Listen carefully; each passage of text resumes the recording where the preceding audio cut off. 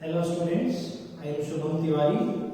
Hope you all are doing well during this lockdown period. So as we all know कि almost सारे students की पढ़ाई ठप हो चुकी है ना, because of lockdown, because of corona, हम basically पूरे दूर हो चुके हैं अपनी स्टडी से। तो क्यों ना इस टाइम को यूटिलाइज किया जाए, let's study something, let's gain something new, तो घर में बैठे बैठे हम इस टाइम को यूटिलाइज कर सकें और कुछ नया सीख सकें।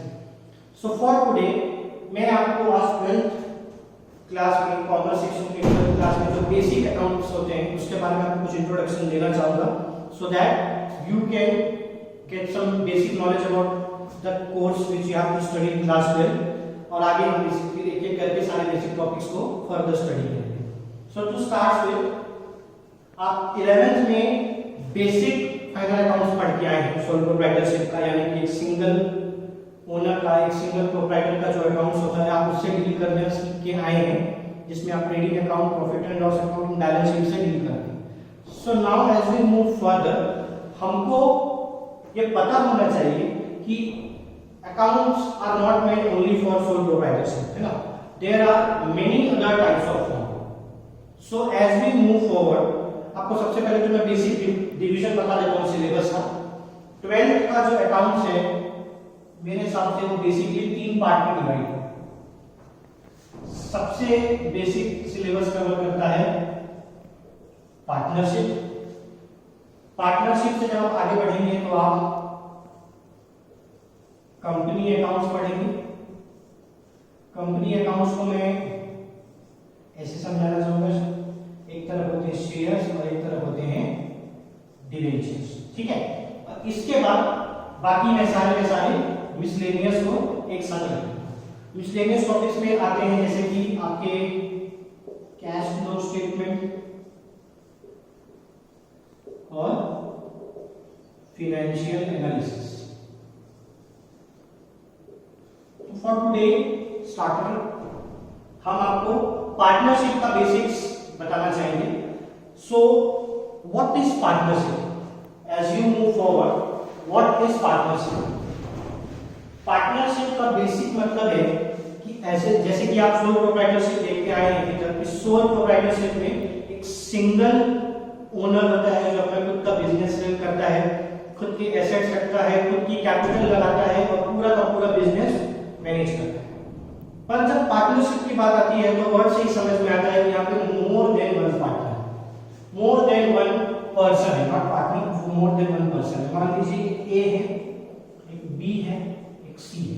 अब ये तीनों मिलके जब अपना एक बिजनेस चालू करेंगे तो वो अपने अपने एसेट्स लगाएंगे, अपना कैपिटल लगाएंगे, है ना, अपनी अपनी लायबिलिटीज टेक ओवर करेंगे। तो कुल मिला के ये सारे की सारी चीजें वो अपने अपने हिस्से में कवर करेंगे। तो that is what is partnership. So basic difference between A sole proprietor and A partnership is the ownership. वहां पे एक सिंगल ओनर होता है, यहाँ पे मल्टीपल ओनर्स होते हैं। जैसे कि हम सोल प्रोप्राइटरशिप का फाइनल अकाउंट बनाते हुए आए हैं 11th क्लास से, वैसे ही 12th में हमें भी पार्टनरशिप का final account banana. Just for a revision, आपको याद हो आपने सबसे पहले वहां पे ट्रेडिंग अकाउंट बनाया था, ट्रेडिंग अकाउंट के बाद आपने प्रॉफिट एंड लॉस अकाउंट बनाया था और आखिरी में आपने बनाई थी कंपनी की बैलेंस शीट, है ना। यहाँ पे भी चीजें सब कुछ वैसे ही चलेंगी, बस थोड़ा सा फर्क आएगा। यहाँ पे फर्क आ जाएगा, आप यहाँ पे ट्रेडिंग की है बैलेंस शीट से आगे बढ़कर अब आप यहाँ पे आएंगे तो आपको यहाँ पे बनाना पड़ेगा, थोड़ा सा नाम का चेंज होता है, बाकी चीजें सब कुछ सेम रहती है। आपको यहाँ बनाना पड़ेगा profit and loss appropriation account, उसके बाद आपको बनाना पड़ेगा पार्टनर्स कैपिटल अकाउंट और आखिरी में फिर बनेगी फर्म की बैलेंस शीट।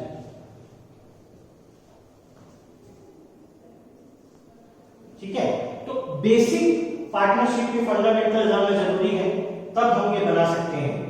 तो सबसे पहले बात आती है कि पार्टनरशिप होती कैसे है। तो आप सब जानते हैं there has to be some division ना, कि ये हिस्सा आपका, ये हिस्सा उसका और ये हिस्सा उसका। यानी कि अगर पार्टनरशिप है, मान लीजिए बेसिक समझने के लिए ये हमारा एक फर्म, ठीक है, इस फॉर्म को मेरे को ए बी और सी के बीच में बांटना है, तो ये उनका अपना अपना हिस्सा होगा, ये ए का हिस्सा, ये बी का हिस्सा और ये सी का हिस्सा। तो आपको बस ये जानना है कि यहाँ पे पूरे फॉर्म के हिस्से का कुछ कुछ बंटवारा होगा। There has to be a certain ratio in which the form has to be divided, है ना। तो बेसिकली मैं बोल लेता हूँ, अगर ये तीनों इक्वल पार्टनर्स हैं, यानी कि उनका रेशियो कुछ ऐसा होगा 1:1:1। सीआईडी को आगे बढ़ाते हैं, फिर हमारा फॉर्म वैसे ही है। इस बार ए ने ज्यादा हिस्सा लिया और बी ने कम का हिस्सा लिया, ए का हिस्सा ज्यादा था और बी और सी का कम था। तो यहाँ पे मैं बोल सकता हूँ, मान लो ये 2:1:1 के पार्टनर। बेसिकली इसको कहा जाता है पार्टनरशिप रेशियो। पार्टनरशिप जिस हिस्से में अपने पार्टनर्स को मिलती है, जो उनकी हिस्सेदारी होती है, वो होता है पार्टनरशिप रेशियो। तो पार्टनर्स को रेशियो एक होना जरूरी है। पार्टनरशिप का डिवीजन हमेशा एक रेशियो में ही होगा, हर पार्टनर को अपना अपना हिस्सा मिलेगा। जब हम पार्टनरशिप में आगे बढ़ेंगे तो पार्टनरशिप के जो कॉन्स्टिट्यूशन है वो कभी भी चेंज हो सकता है। आज हो सकता है मान लो 2 ही पार्टनर थे, है ना, कल को फिर ये आ गया नया पार्टनर है। आज हो सकता है मान लो एबीसी 3 पार्टनर थे, कल को ये चले गया तो 2 पार्टनर बचे। तो पार्टनरशिप कभी भी कांस्टेंट होती है क्या? बिल्कुल नहीं होती, है ना। तो पार्टनरशिप में चेंज कैसे कैसे आते हैं आपको बताना चाहूंगा। पार्टनर में कोई नया पार्टनर आ सकते हैं, उसको बोलते हैं एडमिशन ऑफ पार्टनर। कोई पार्टनर छोड़ के जा सकता है, that has to be term retirement of partner. और किसी पार्टनर की सडन डेथ हो सकती है ना, तो उसको बोलते हैं death of a partner. So these are the basic reasons जिसके कारण पार्टनरशिप रेशियो चेंज होता है। There can be admission, there can be retirement और देयर कैन बी डेथ। इस सब के अलावा पार्टनरशिप खत्म हो सकती है, यानी कि बिजनेस को बंद किया जा सकता है, या हो सकता है कि ये दोनों छोड़ दें, बी और सी छोड़ दें, तो ये अकेला काम करे। तो यहाँ पे पार्टनरशिप जब खत्म होती है तो उसको बोलते हैं डिसोल्यूशन ऑफ पार्टनरशिप। तो बेसिकली पार्टनरशिप टॉपिक के अंदर आप लोग 4 चीज पढ़नी, एडमिशन, रिटायरमेंट, डेथ और डिसोल्यूशन।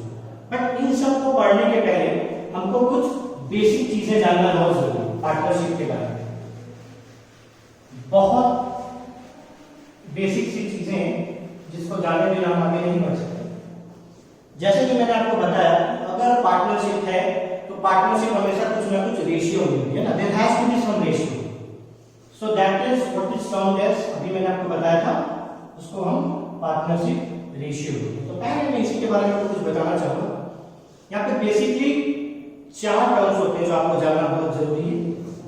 रेशियो को मैं लिख सकता हूं, एक होता है ओल्ड रेशियो, एक होता है न्यू रेशियो, और इन दोनों में जो इफेक्ट आता है, यानी कि ओल्ड से न्यू या न्यू से ओल्ड बनने का जो कारण होता है, वो होता है एक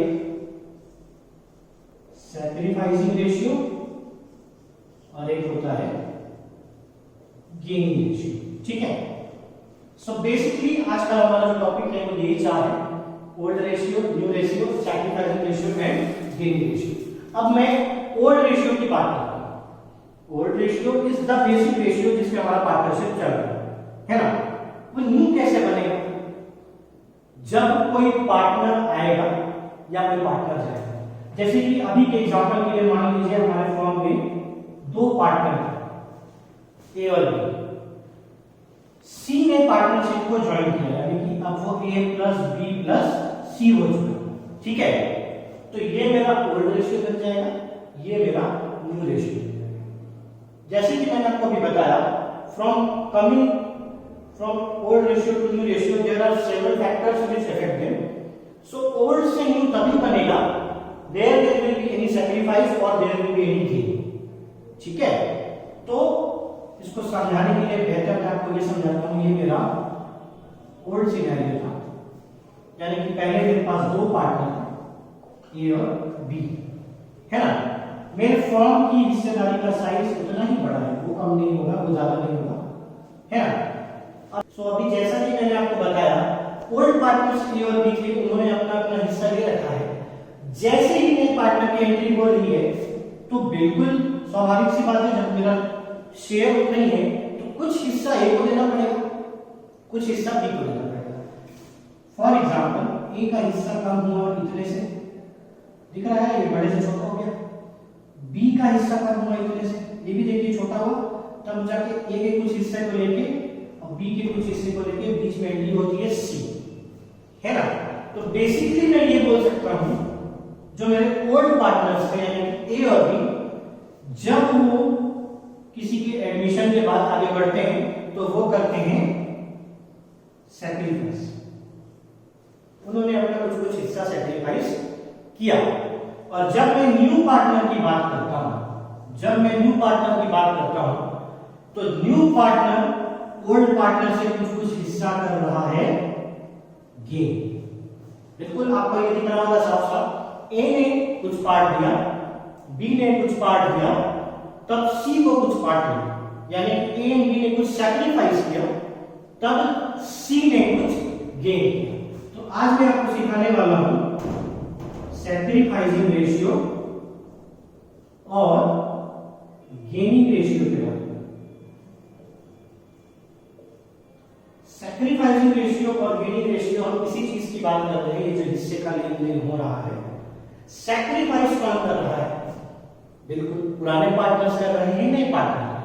तो सैक्रिफाइस कर रहे हैं ओल्ड पार्टनर, यानी कि मैं ये मान सकता हूं कि उनका जो पुराना हिस्सा था वो बड़ा था, तभी वो कट के छोटा हो, यानी कि मेरा ओल्ड रेशियो हमेशा न्यू रेशियो से बड़ा था। तो जब हमें अपना सैक्रिफाइस निकालना है तो वो हो जाएगा old ratio minus new ratio. और गेनिंग रेशियो कुछ नहीं है, बस वो उसका उल्टा है। जो गेन कर रहा है यानी कि सी, वो जीरो से कुछ गेन किया है ना, यानी कि उसका न्यू रेशियो बढ़ा है, तो बस इसको हम उल्टा कर लेंगे। गेनिंग रेशियो में हो जाएगा न्यू रेशियो माइनस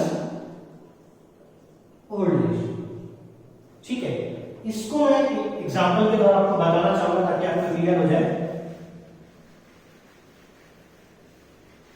तो जैसे कि पहले सिनेरियो में एडमिशन की बात करता हूं और इसी को ले लेता हूं, ए और बी पहले इक्वल पार्टनर्स थे, मान लीजिए 1:1 के बराबरी के पार्टनर थे। बाद में सी का एडमिशन हो जाता है और उनका नया रेशियो बन जाता है 2:1:1, है ना। या चलिए इसको भी बराबर ही मान लेते हैं 1:1:1, यानी कि हम इसको ऐसे भी लिख सकते हैं, ए और बी का हिस्सा 1/2 और 1/2 में टोटल दो हिस्से हैं, एक इसके पास एक इसके पास। और जब मैं नीचे आता हूं, नीचे की सिनेरियो में बात करता हूं, तो ए, बी और सी में 3 हिस्सों में बंटवारा हो गया, तो अब इनका हिस्सा 1/3 और 1/3 और 1/3 है। ठीक है ना। कमिंग टुवर्ड्स सैक्रिफाइसिंग रेशियो, ए और बी ने सी के लिए कुछ सैक्रिफाइस किया, तो उसको हम निकाल सकते हैं ऐसे, A sacrifice is equal to old ratio. A का ओल्ड रेशियो कितना था? 1/2 माइनस उसका न्यू रेशियो, ए का न्यू रेशियो कितना है? 1/3।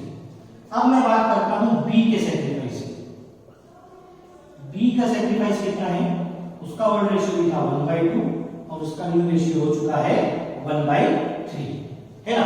बेसिक मैथमेटिक्स का कैलकुलेशन करेंगे, 3 और 2 का एलसीएम होता है 5, यहां पे आ जाएगा 3, यहां पे आ जाएगा 2, तो ये होगा 1/5।